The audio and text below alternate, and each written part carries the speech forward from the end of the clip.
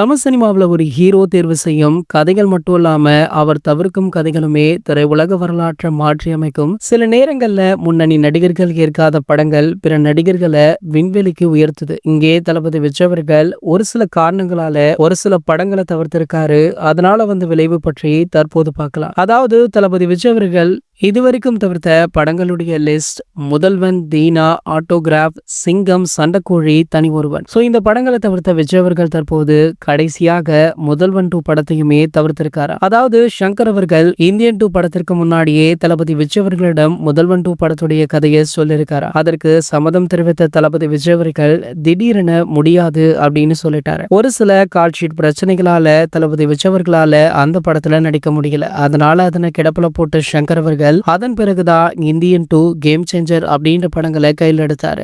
அந்த 2 படங்களுமே படு தோல்வியை சந்திச்சிருக்கு. இந்த நிலையில பாத்தீங்கன்னா சங்கர் அவர்களுடைய நிலை பரிதாபமாக இருக்கு. ஒருவேளை தளபதி விஜய் அவர்கள் முதல்வன் 2 படத்தை கையில எடுத்திருந்தா கண்டிப்பாக சங்கர் அவர்களுக்கு இந்த நிலைமை வந்திருக்காது. படமுமே ஒவ்வொன்று ஓடி இருக்கும். சங்கர் அவர்கள் அவருடைய இடத்தை கண்டிப்பாக தக்க வைத்துக் கொண்டு இருந்திருப்பாரு.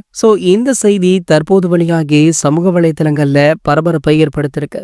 மீண்டுமே உங்களுடைய காம்போ இணைக்குமா அப்படின்றத வெயிட் பண்ணி தான் பார்க்கணும். இது போன்ற சினிமா செய்திகளை பற்றி நீங்க உடனே தெரிஞ்சுக்க நம்மளுடைய சேனலை மறக்காம சப்ஸ்கிரைப் பண்ணிக்கோங்க.